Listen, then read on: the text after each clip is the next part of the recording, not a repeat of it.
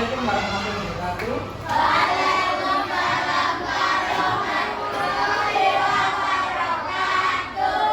Baik, selamat pagi adik-adik. Bagaimana kabar hari ini? Ada yang sakit? Ayo cerita, ayo. Siapa yang pusing kepalanya? Sakit pusing apa? Sakit hati ini? Alah, pusing terus ini. Ya, di sini ya, di sini. Di sini makan. Kayak ini lapar ini. Lapar ini kayaknya.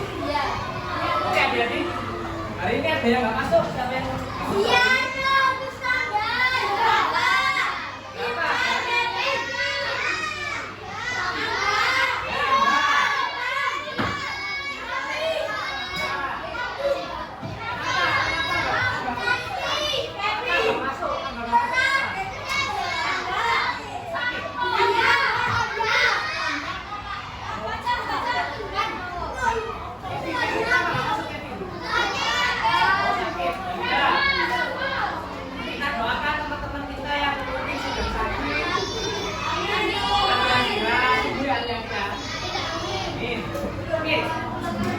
Mungkin bisa kita mulai saja untuk pembelajaran agama ini. Jadi kemarin kita sudah belajar tentang imbuhan. Imbuhan apa kemarin, ayo? Imbuhan kan data. Fungsinya imbuhan kan data itu apa? Ada yang tahu? Kan data imbuhannya fungsi A ini kan. Ya, apa biasanya? Fungsinya apa? Menyuruh atau memerintah. Itu sebuah kata kerja yang bisa digunakan untuk pemerintah atau bisa dengan kata perintah. Jadi hari ini kita akan belajar tentang implementasi imbuhan kan dan hak itu dalam teks prosedur. Ada yang tahu teks prosedur itu apa? Coba adik-adik pikirkan ketika melakukan sesuatu, misalnya ketika saya menyalakan kipas angin, pernahkah nggak adik-adik berpikir saya itu melakukan sesuatu dengan melalui beberapa langkah-langkah? Misalnya saya menyalakan kipas angin itu awalnya melalui remote, menggunakan remote, kemudian saya nyalakan tombol on, kemudian kalau sudah nyala, sudah berputar, dan setelah dipakai kita matikan menggunakan tombol on. Jadi kesimpulannya kita melakukan sesuatu itu melalui beberapa langkah-langkah. Nah, dari sinilah itu kita menyimpulkan bahwa teks prosedur itu adalah teks yang berisi tentang langkah-langkah, kegiatan atau aktivitas yang akan dilakukan. Contohnya, selain menyalakan kipas ada contoh lain enggak? Menanak nasi. Ada yang gimana? Ketika kamu menanak nasi gimana?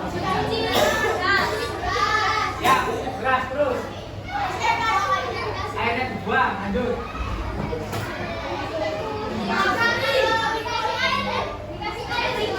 Dimasukkan magicom dulu berasnya, terus dituangkan air, terus ditutup dengan rata. Oke, itu ya. Itu namanya langkah-langkah dalam melakukan sesuatu. Jadi, nah disinilah kita akan belajar teks prosedur. Oke. Tapi sebelum kita masuk ke sana, kita akan menyanyikan sebuah lagu yang akan buat kalian bersemangat. Lagu ini berasal dari Surabaya. Ada yang tahu nggak? Lagu ini berasal dari Surabaya. Tahu? Ada yang tahu? Nah.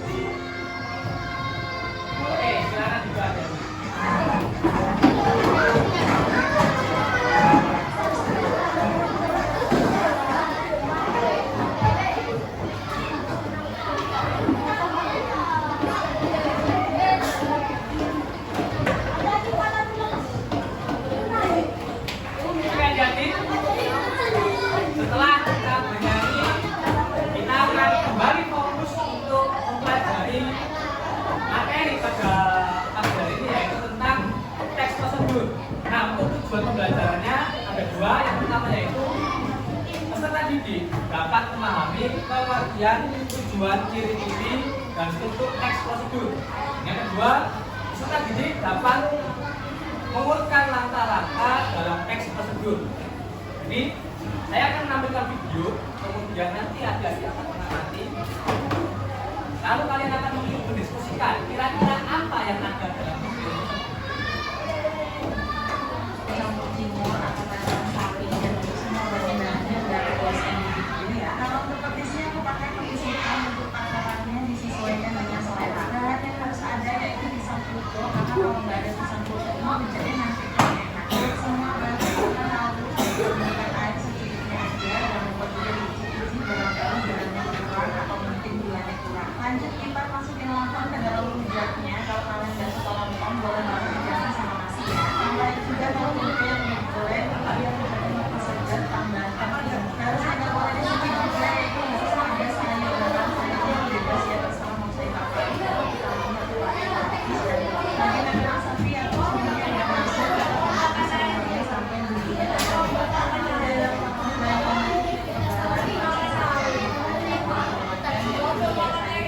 dan makin lengkap kalau makannya seperti itu. Oke, jadi setelah kalian menonton video tersebut, mbak-mbak yang sedang membuat video ini membuat apa? Berarti kalau itu makanan khas dari Surabaya. Nah, dari sini kalian mengetahui bahwa kakak ini sedang membuat rujak telur. Nah, di sini juga mbak ini sedang menyebutkan beberapa tips atau langkah-langkah yang digunakan untuk membuat rujak itu. Kira-kira adik-adik tadi sudah mengamati ada bahan-bahan apa saja yang digunakan?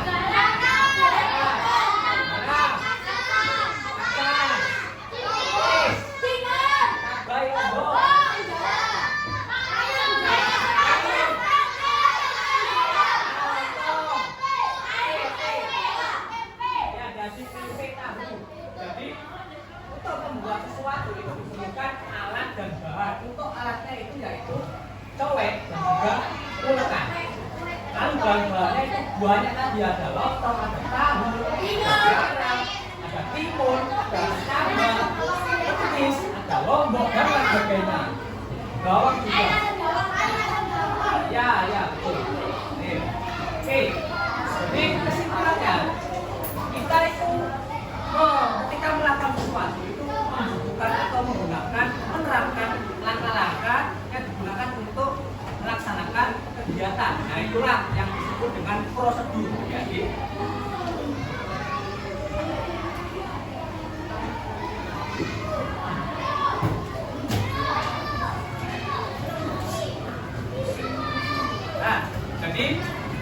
kita perhatikan di slide ini, untuk teks prosedur itu terbagi menjadi tiga jenis. Yang pertama itu teks prosedur yang digunakan untuk membuat sesuatu. Yang kedua, melakukan suatu kegiatan. Yang ketiga, menggunakan sesuatu. Saya kasih contoh, saya kasih gambaran. Ketika teks prosedur itu digunakan untuk membuat sesuatu, contohnya tadi seperti membuat rujak cingur. Nah, itu teks prosedur yang digunakan untuk membuat sesuatu. Kalau yang melakukan sesuatu kegiatan, contohnya seperti saya tadi, ketika menghidupkan atau memakai kipas angin, nah itu melakukan sesuatu. Kalau menggunakan sesuatu, kita menggunakan sebuah barang. Misalnya menggunakan apa ini? Komputer atau menggunakan kompor dan lain sebagainya. Itu termasuk menggunakan sesuatu.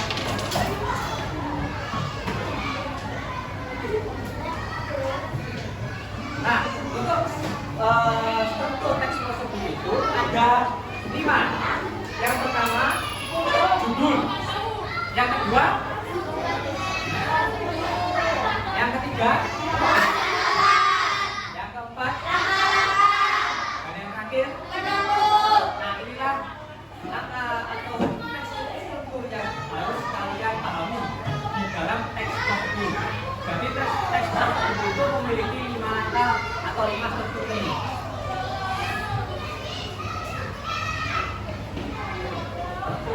Nah, apa sih kegunaan dari atau manfaat dari teks prosedur itu? Yang pertama mempermudah dalam memahami dan mengikuti suatu proses. Contohnya tadi ketika kalian ingin membuat rujak cingur. Jadi kalau kita menggunakan teks tersebut, karena kita bisa mudah untuk membuat rujak cingur itu. Contohnya menggunakan resep. Nah, resep itu kan ada mulai dari alatnya, bahannya sampai langkah-langkahnya. Yang kedua, menjamin proses yang dilakukan sesuai dengan tujuan. Yang terakhir, meminimalisir kesalahan. Jadi agar tidak terjadi kesalahan ketika melakukan sesuatu. Oke, selanjutnya jadi kita akan melakukan suatu aktivitas berkelompok, di mana saya sudah menyiapkan lembar kerja yang nantinya kalian isi sesuai dengan hasil diskusi kalian. Saya bagi dulu ya.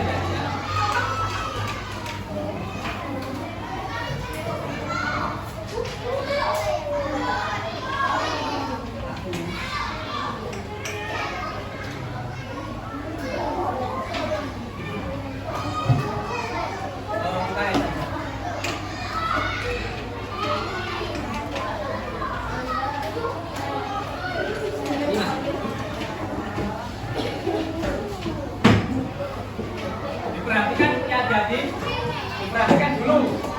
Ketika ingin mengerjakan ini, diperhatikan, ditulis nama anggota kelompoknya, nama lengkap dan kelasnya ditulis. Lalu setelah itu kalian baca secara bersama-sama apa yang ada dalam lembar kerja tersebut ya adik-adik. Kalau ada yang bingung, silakan bertanya.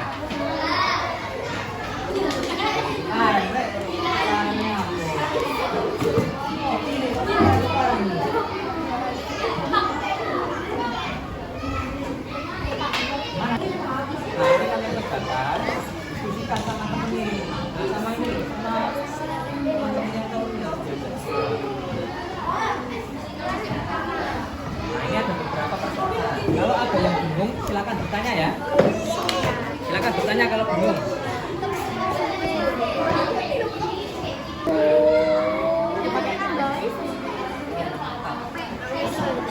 Maaf sama kelasnya. Nanti kalau dia bingung,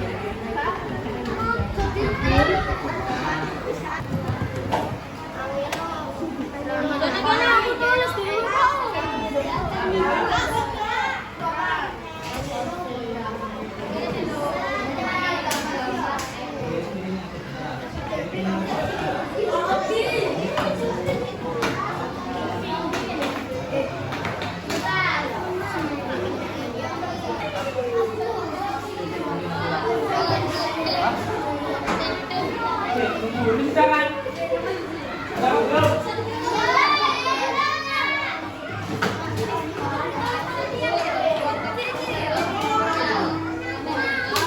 boleh makan khusus mereka.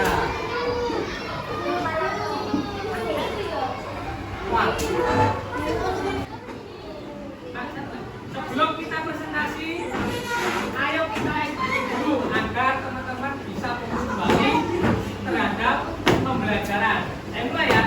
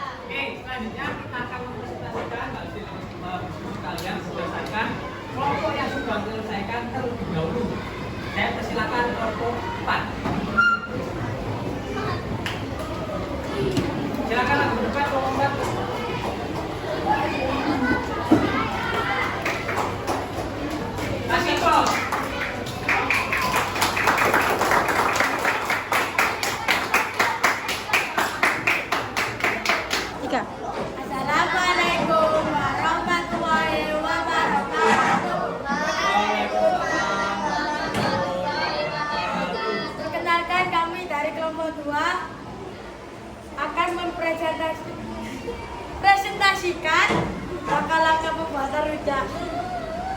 Masukkan kacang, 5 buah cabai rawit, gula merah, terasi, garam dan setengah sendok, 2 sendok makan petis terasi, 3 sendok air asam.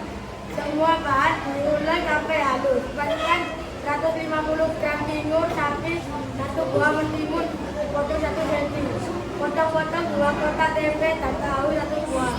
Potong-potong, tambahkan kerupuk putih dan ikan digiling. Wassalamualaikum warahmatullahi wabarakatuh. Assalamualaikum warahmatullahi wabarakatuh. Waalaikumsalam. Kenalkan saya dari kelompok 4 dan nama saya Justin. Nama saya Nisa. Dan akan mempresentasikan langkah-langkah pembuatan rujak cingur. Isian cingur sapi dan lain-lainnya.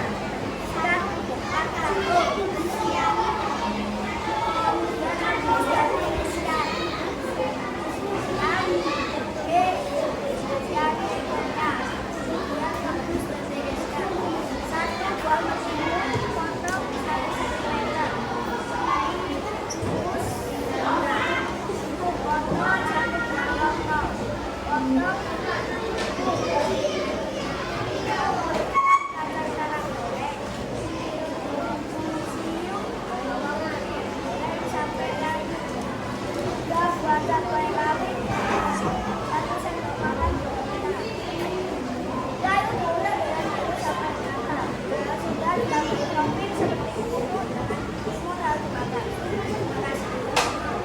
Assalamualaikum warahmatullahi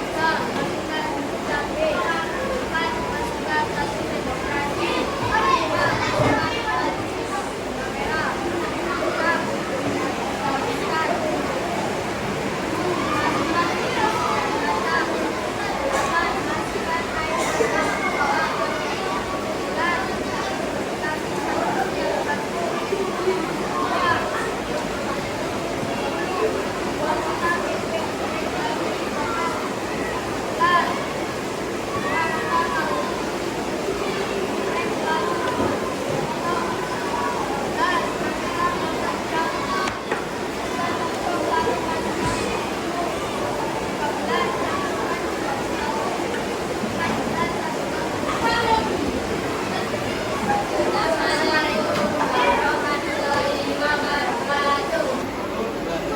Oke adik-adik, karena kita sudah presentasi dan juga sudah exhibiting, selanjutnya kita akan menunjukkan bersama-sama terkait pembelajaran teks prosedur yang sudah kita pelajari di siang hari ini atau di pagi hari ini.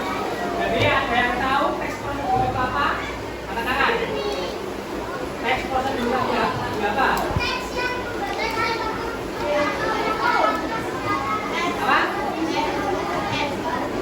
Teks yang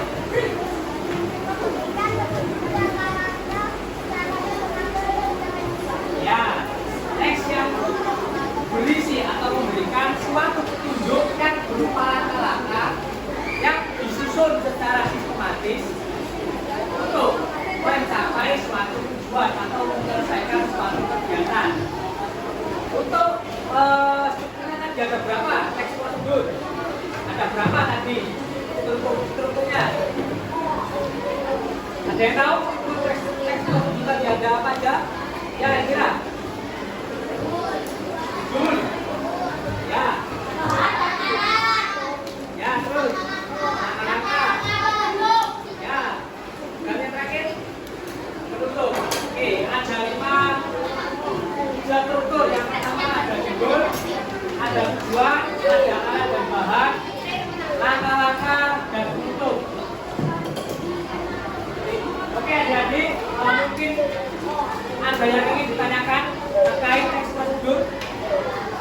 ada? Oke, jadi mungkin itu saja untuk pembelajaran pada siang hari ini terkait kurang lebihnya saya ucapkan terima kasih atas partisipasi kalian pada pembelajaran hari ini, dan juga saya ingatkan kembali untuk belajar.